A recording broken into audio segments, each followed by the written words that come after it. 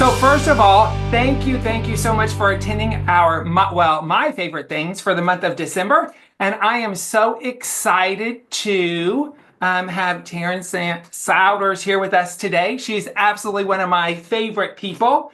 And so we're going to start off with, and I know we met you at Spring Conference and where your Coop Knows the Scoop was on our award list.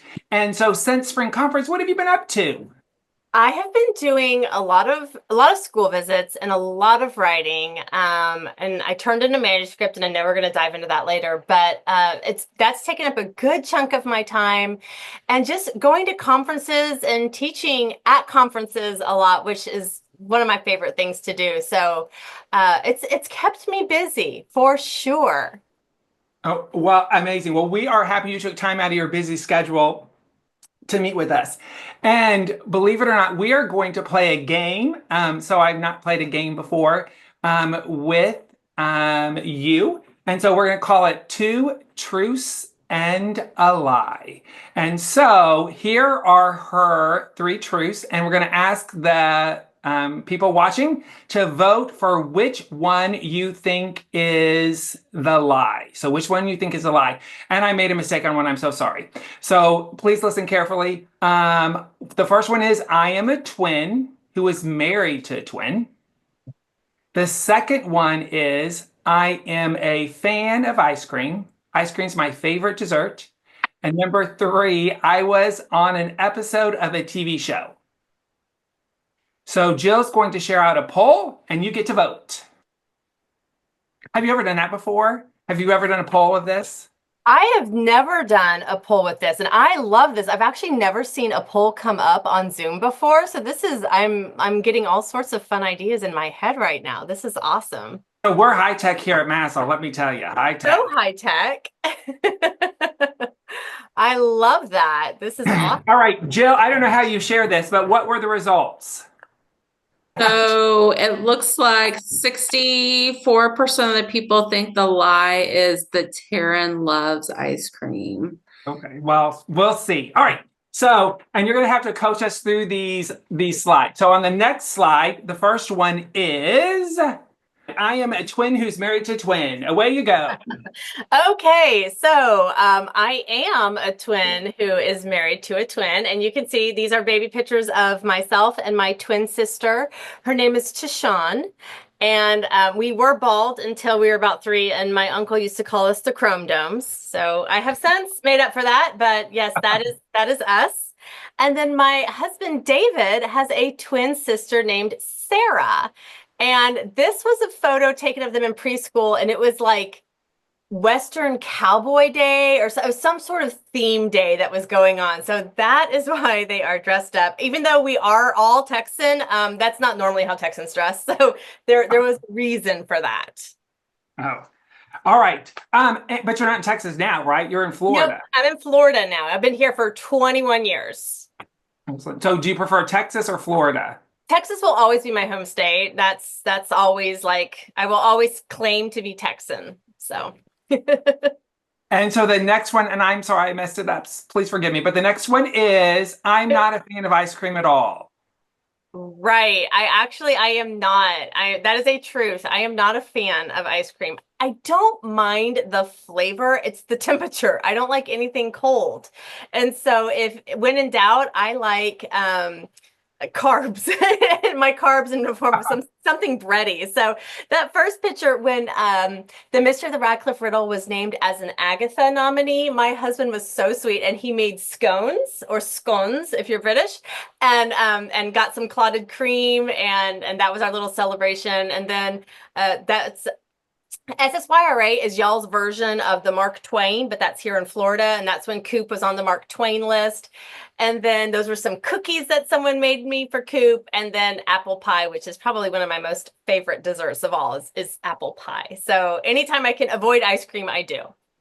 Well, so when this was shared, I'm like, maybe I need to choose a different author. I don't know if I can have an author who doesn't like ice cream. I do remember that email. And I was like, oh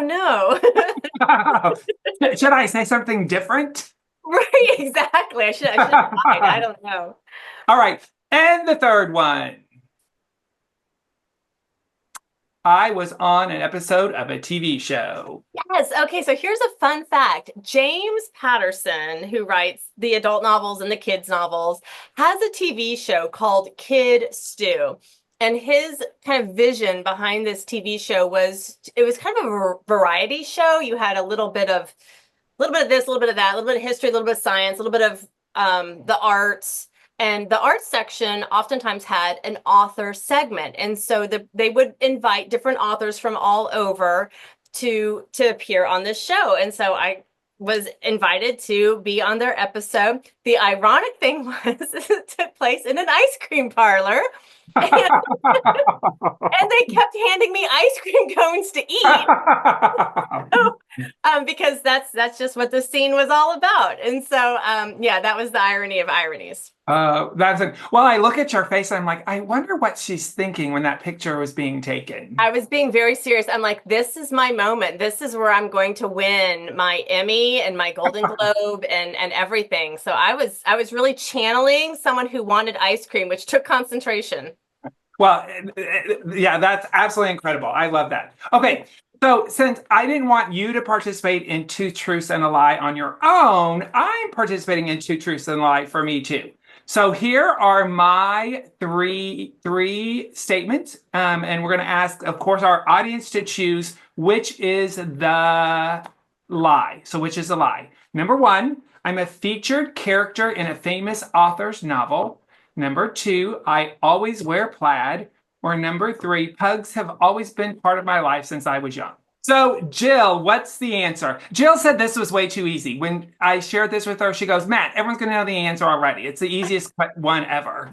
All right. All right, Jill, share the answer. So it looks like we have almost everyone has voted. So I'm going to go ahead and end the poll and share the results here. Oh, wow. So it was actually pretty close on this one. So Matt, it was not as easy as I thought. Okay. So the nice part is we're going to go to the first one. I'm a featured character in a famous author's novel. And I would just like to read you the script, just so you can see it. Every participant, I am featured character in an famous author's novel. Every participant had to take a turn as quizmaster ever since the Great Food Fight of 1983. That's when Wilhelmina Oppenstance, the reference librarian at Everson's Public Library, accused Mr. King, the quiz master, of relying on a set of outdated encyclopedias to write the trivia questions and answers. According to the police report on file, no one saw who threw the first yeast roll, but it was done with such stealth and silence, people could only assume it came from a librarian. After that, the order of events was unclear, except no one went home hungry, and Ruby's Diner was closed for a deep clean the following day. So that is such a great paragraph. Do you want to talk about it? Yeah, I would love to. So I met you for the first time at your MASL conference last year at the Jimmy Buffett Margaritaville place, which was stunning. And we had trivia night. That was one of the things that y'all did was trivia night. And I had such a blast. And I remember you and I threw a few barbs at each other. It was a lot of fun.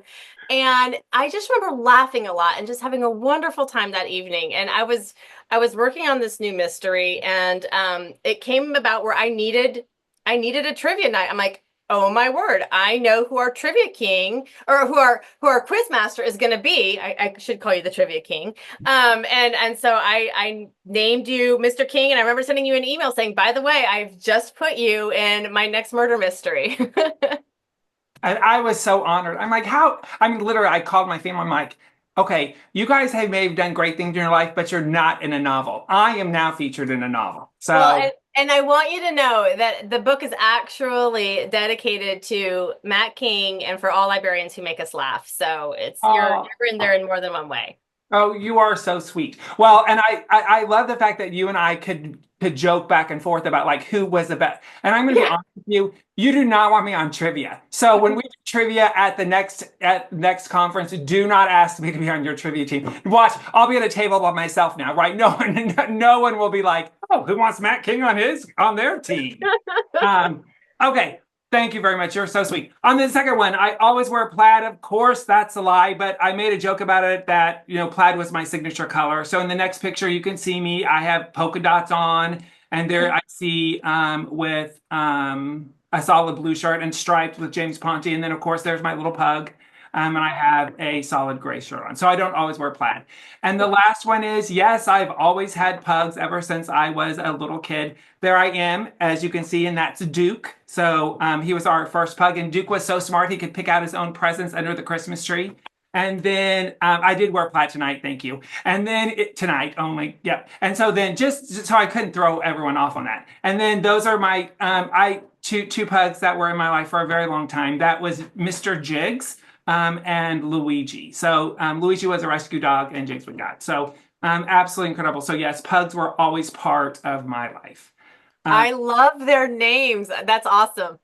So yeah. Well, Luigi, the funny part is with Luigi, he had a Mario and they found him roaming the street, and someone adopted Mario, and they left poor Luigi back at the Humane Society. And so we adopted Luigi, and he was was such an incredible dog. He was so smart. He was probably one of the smartest dogs we've had. So okay. More questions for you. Can you tell us about your writing process? Yeah, absolutely. It's fairly chaotic and organized all at the same time. So I have a notebook that I use for all of my projects, and it has little tabs in it. And this is currently it says bios, similes, because I love similes and metaphors. And so anytime I hear a really cool simile, I'm writing it down. Photos, Southernisms, and the notes. And because all my stories are set in the South.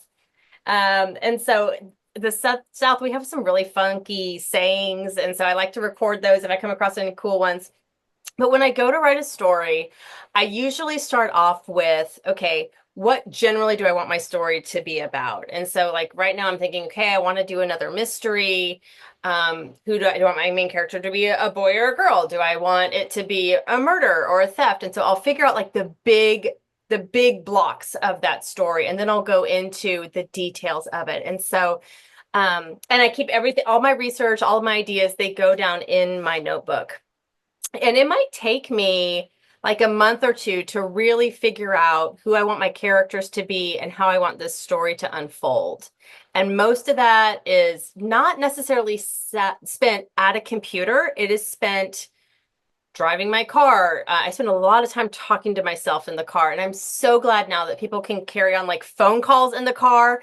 And because it's normal now to see someone just talking to themselves, and you assume, oh, they're just on a phone call. I'm actually usually just talking to myself and trying to talk out plots and characters and that sort of thing. But my process is, let's get the big picture and then let's dive into the details. And I like to make an outline and then go from there. So, okay. So for a mystery, like, do you start? So I sent her a list of questions. So now we're off topic. So who knows what I love it. And so when you start a mystery, like, do you start from like, I have a friend who I love very dearly, but she reads mysteries. She always reads the last chapter first, and then she goes back and reads all the way up, you know what I mean, up to that last chapter. So to write a mystery, though, where would you like? Do you start with the crime first and then work your way backwards, or? Yeah, I do. I start with the crime first, and I start off in figuring out, okay, what was my crime? Who did it? Why did they do it? And how did they do it? And then because I basically start thinking about that last chapter. And actually, to me, it's more like the second to last chapter. The last chapter should not be explaining the crime. It should be like wrapping up all the other stuff. But that second to last chapter is who did it, why, how, and then who are the other suspects and why were they suspects? I spend a lot of time working backwards because, and I don't know if there's a right or a wrong way to do it, but with mysteries, you have to make sure that you give your readers clues at certain points and red herrings at certain points, and that you introduce suspects at certain times. And if that's not plotted out ahead of time, you find yourself having to go back and fill in those gaps. And sometimes it doesn't always work as well as it could have. And so that's why I think figuring out the crime and your suspects first, and then going in and worrying about, okay, what's my setting like? who are my quirky characters, who are just there for comic relief, who are supporting cast, that sort of thing. That's all done after I know my victim and my culprit and their backstory. Correctly. And so how long does it take you from start to finish for you to write a novel? Okay, I'm slow. So yeah, there was a picture of you with James Ponte earlier. That guy's busting out 2 books a year. Okay, I'm like a book every 2 years. I'm kind of the opposite of that. So it's about a 2-year process. I will spend a year working on that first draft and getting it to the point where I'll send it to my agent. And then my agent will send it back to me with notes and suggestions and revision ideas. And I'll probably spend another 6 months getting it to where she and I are both happy for it to be sent off to my publisher.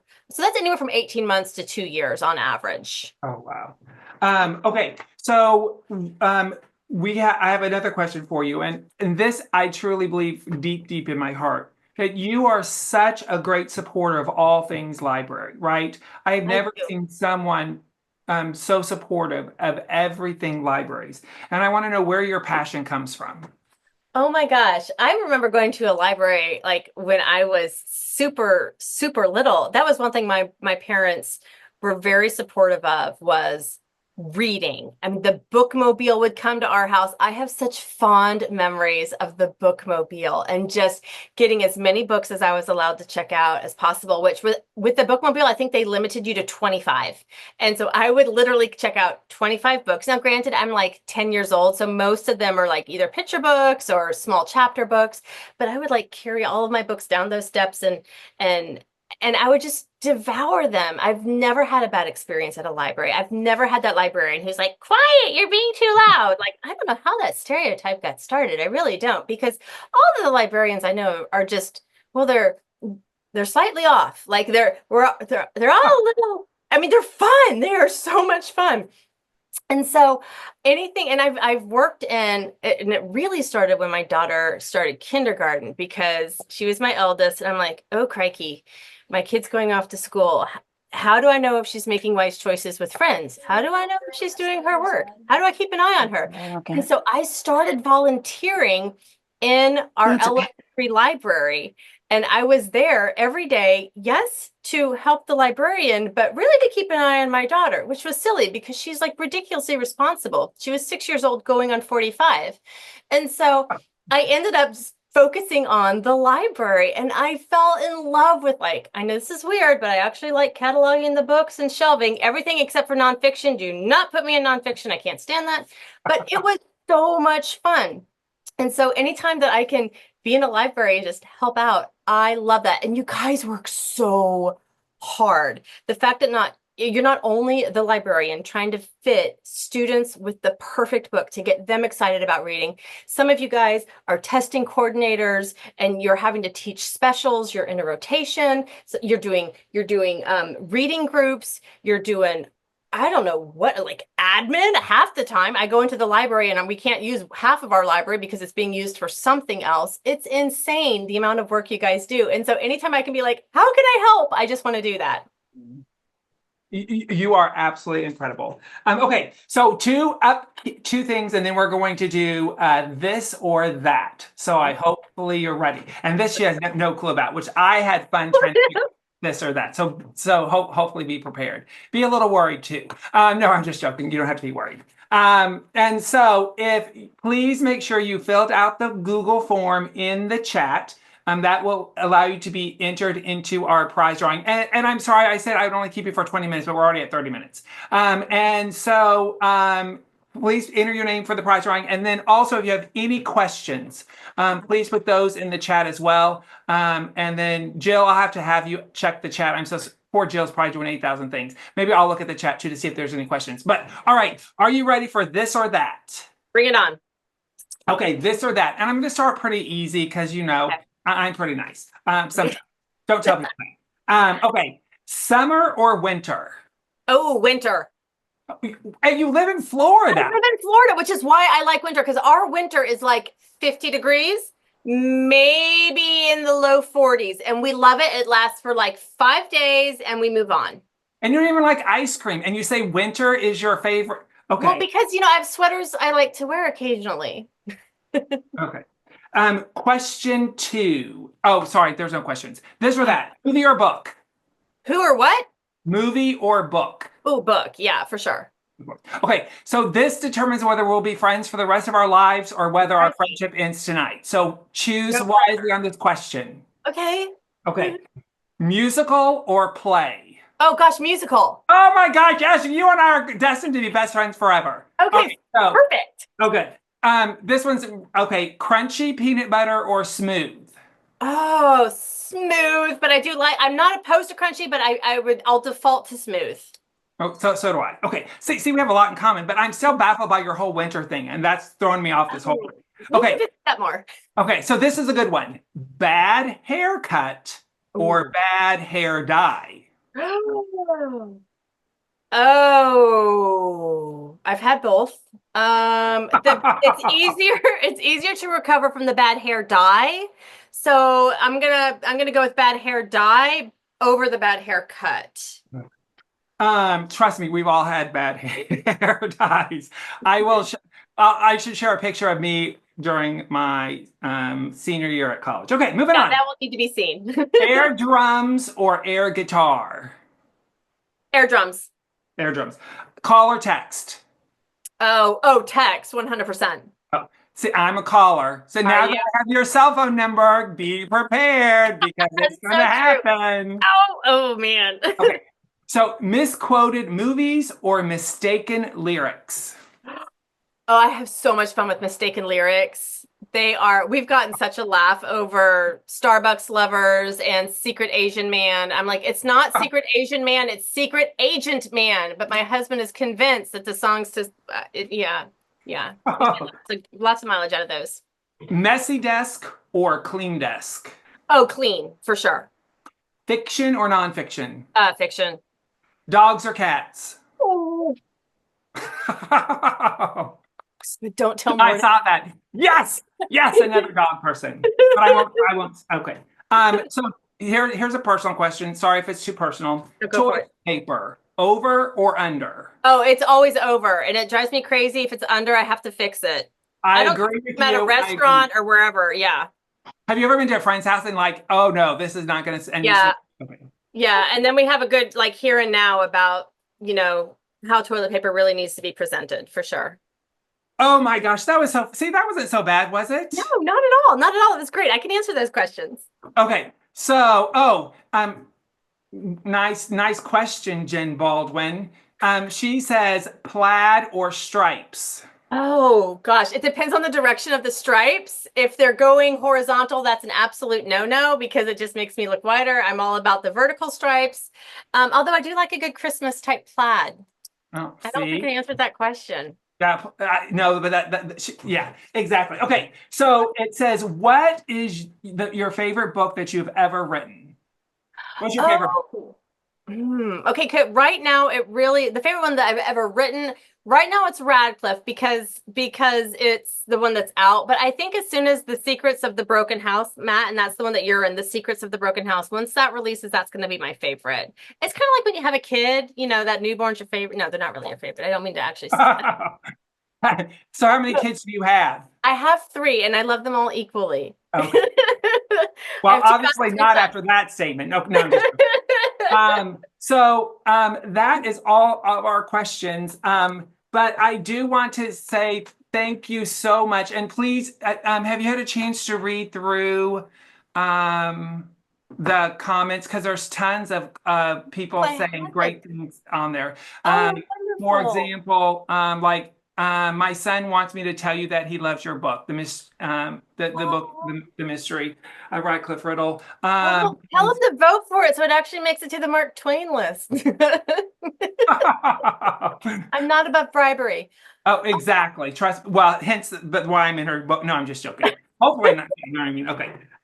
But no, I do appreciate you so much. Thank you for taking the time. And the nice part is again, you support all things library so well, and you really are such an advocate for us, and we appreciate you so very, very much. Well, thank you guys for all the hard work you do. I know that you are putting in way more than 40 hours a week. And I mean, you guys deserve your summer breaks and every break so, so much. And just thank you for all that y'all do to find that perfect book for the kids, because that's all it takes for that kid to fall in love, is to find, oh, it was that book. And then they just take off. And I love that. So thank you so much for everything, y'all. You are amazing. Thank you so much. I hope you have a great holiday, and hopefully we'll see you soon. Same to y'all. Have a wonderful holiday and stay warm. I understand it's actually cold where you guys live.